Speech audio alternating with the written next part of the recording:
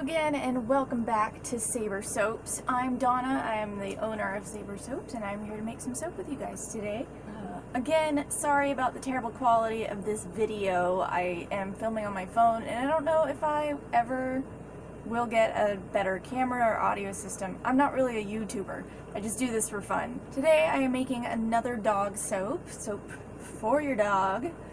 This time I'm using a sweet orange chili pepper fragrance oil. To me, it just, when it's actually in the soap and it's cured, it smells like tangerines. So I really like it. Again, citrus is a really good scent for this because it does help with pest prevention, and that's always great for your dog. You want as much protection from fleas, ticks, and whatever else is out there as you can get. Let's give it a try. Here we are again. I have 66 ounces of oil weighed out and about 32.28 ounces of lye water solution. Before I mix those in, I'm going to add my 2 tablespoons of SLSA into the oils so that when the soap is cured, it'll be extra lathering. That way it gets nice and deep into the dog fur. I like to shake it around as much as I can all the way around the bowl, because it has a tendency to clump together once it hits the oils. I feel like this helps a lot getting it mixed in there, if I don't just drop it all in one spot. I'm just going to gently stir it with my stick blender without actually turning it on. I just want to get it in there without getting too much foam started, because this does start to foam up really easily. But once it's mixed in with the oil, it seems to work just fine. Oil's good to go. I'm going to take my lye water solution and pour it in nice and carefully. I'm going to stick blend this just for like 2 seconds and then hand blend it the rest of the way.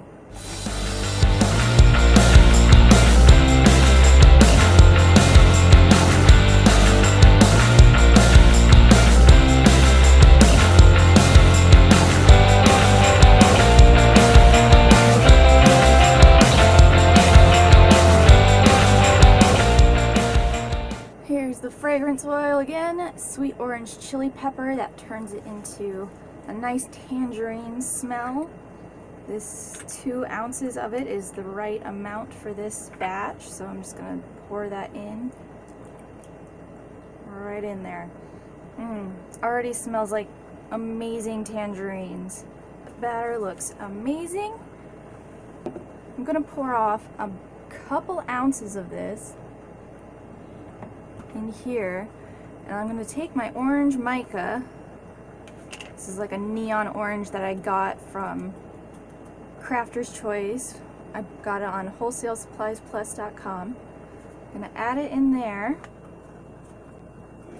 Now I'm just going to try and disperse it into this tiny bit of the soap batter so that when I add the rest of the batter to it, it's already pretty well dissolved and I don't get chunky bits or bits that are stuck to the bottom or sides of my little pitcher here.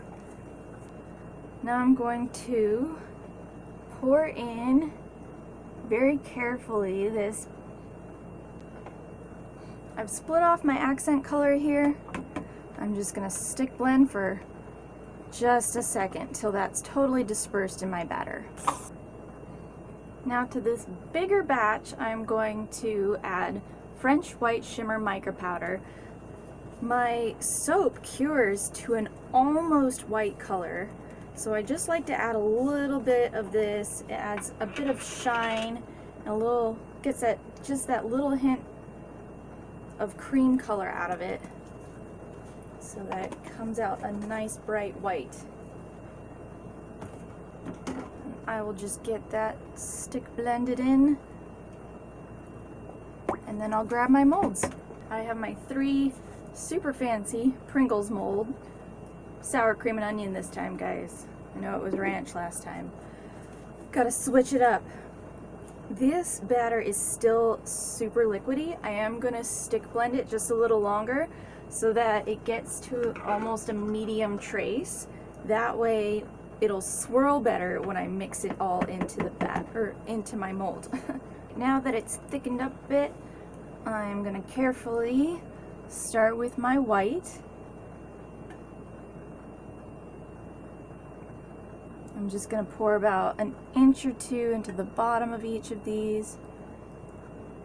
Set up a nice base for that orange to fall into. All right. Now I'll just drizzle this onto it. Oh yeah.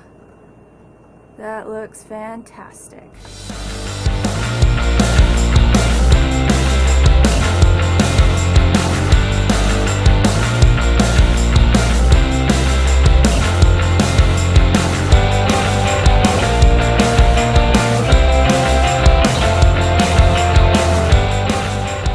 Did a much better job of measuring these molds this time and actually figuring out exactly how much is supposed to be in here. I'm going to take my chopstick and just swirl into these just to make sure I get a good amount of swirl in there. Just kind of getting deep in there as I can and slowly pulling it up as I spin it around.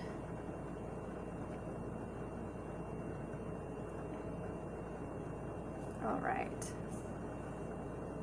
I'll get that all in there. So there you go. We got some dog soap in these wonderful, super professional molds that I have here. I am gonna wait 3 or 4 days to let these set up so that it can get saponified all the way through it, and also kind of cure enough that when I pop these out of the mold, they don't just fall apart and melt on me or just turn into a puddle. So I have to give it some extra time, but I'll be back to show you the cut. We're back about 3 days later. As you can see, I already took one of these dog soaps out of the mold. It looks okay, a little bit tacky on the sides, and I should have waited a couple, maybe 1 or 2 days, but for the next 3 days I'm going to be doing farmers markets, and I'm just not going to have time, so I gotta go ahead and do this today. So I'm going to show you really quick how to actually get it out of the mold. So I have the little metal bottom here, and I'm going to take this can opener and use it a little differently. Normally you would just put it on like this and just use it like a can opener, but I'm actually going to put it on flat. So this blade part, I'm going to slip that right under the edge of the metal, right like that, and clamp it and just go for it. And that's going to open it up all the way without there being any lip or any sharp pieces as I'm trying to force this out of the mold. Ta-da! Okay, the next thing you want to do is just roll this on your table or a flat surface. Just kind of loosen up the sides a bit. Not too much pressure, you don't want to crush it. You definitely need a little bit of wiggle room in there to get this mold out. So I'm going to try and use this. This is a little plate that goes into my mooncake mold that I use to make bubble bars. And I'm going to stick this on the bottom here. And that'll give me a nice flat hard surface to push on so I don't just dig my fingers into the soap while I'm pushing. Alright.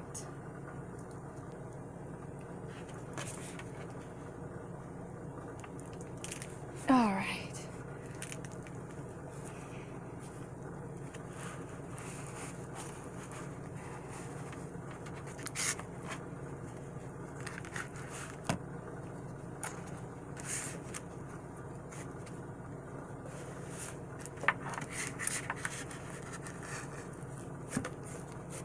Done.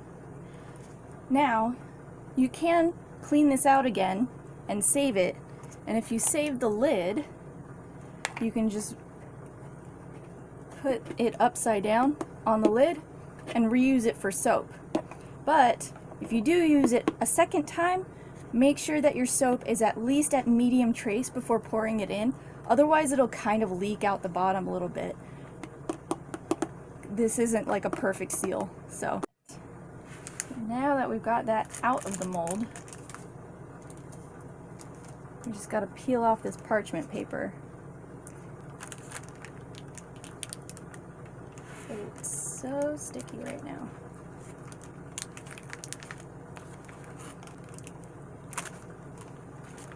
Done. There we are. Number 2. And I'm gonna quickly fast forward through this next one.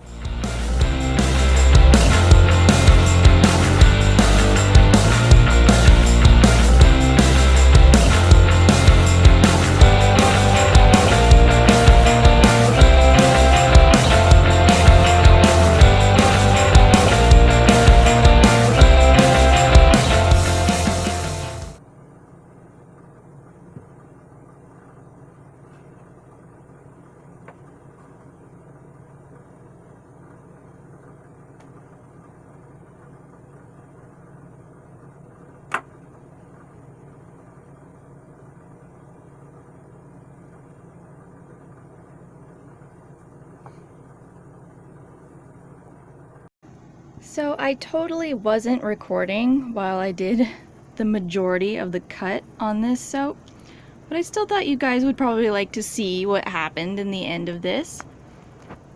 I'm really excited. There's a great variety of swirls here. Everything is so unique and eye-catching, which is great for the market and for sales. And these are all of the pieces that are going to be the samples, so they can buy a sample for $1 at the market. So this is just going to be my outro because I'm a hot mess right now.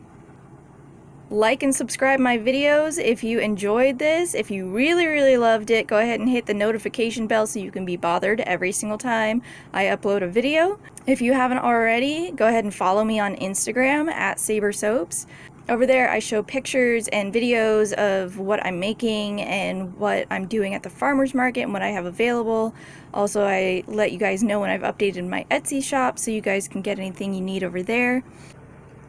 If you guys have any questions or you want to do a custom order, sabersoaps@gmail.com is my direct line. And you guys can send me an email and let me know what you think and let me know if you need anything. Thanks for joining me again today, guys. I hope you guys go out and make something awesome today. If you do, please let me know in the comments. I'd love to see it. I'd love to follow you on Instagram. Thanks again. Have an awesome day. Bye.